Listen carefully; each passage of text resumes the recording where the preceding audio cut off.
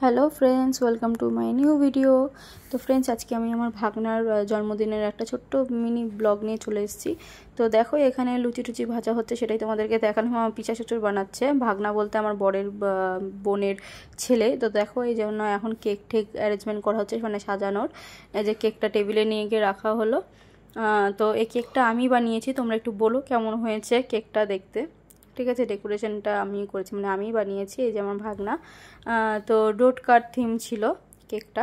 অনেক দিন ধরেই ভাবছিলাম বানাবো, তো ওই জন্য ভাবলাম যে ওরটাতেই বানাই। মানে চেষ্টা শুধুমাত্র। এই দেখো, সব ফ্রেন্ডসরা চলে এসছে, সব ধাক্কাধাক্কি করছে দাঁড়ানোর জন্য, ওর পাশে কে দাঁড়াবে এই জন্য। তো দেখো, পোজ দিচ্ছে, এখন সবাই ছবি তুলছে, এই জন্য পোজ টোজ দিচ্ছে। দেখো, এক ক্যান্ডেল ধরানো হলো। তো এই ক্যান্ডেলটা একটু নতুনত্বই দেখলাম, কি চিটপিট করবে না কি করবে জানি না, যাই হোক ও নিভিয়ে দিল। তো এখন ও বুঝতে পারছে না যে কী করে কাটবে, যেহেতু গাড়িটা রাখা ছিল। ও ভেবেছিল গাড়িটা হয়তো মানে কেক খাওয়া যাবে। ঠিক আছে, যাই হোক, যখন চালিয়ে দেখলো যে ওটা সত্যি না মিথ্যা।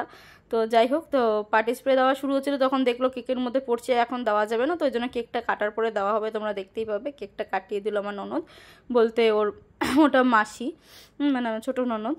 ঠিক আছে, তো এই যে খাওয়াচ্ছে এখন কেকটা ওকে। তো পাশেই ও মানে আরেকটা ভাগ্নি ছিল। তো দেখো, এখন পার্টি স্প্রে দেওয়াতে সবাই কত আনন্দ মজা করছে, একে ওকে মাখাচ্ছে ফেনাগুলো, স্নো ইয়েগুলো।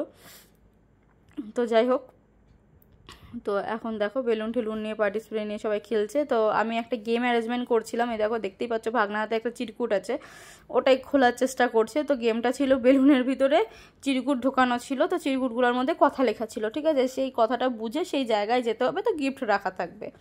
ঠিক আছে, তো এই গেমটাই রেখেছিলাম। তো যাই হোক, কী হয়েছিল পরে তোমাকে বলছি। তো যাই হোক, তোমাদেরকে বলছি।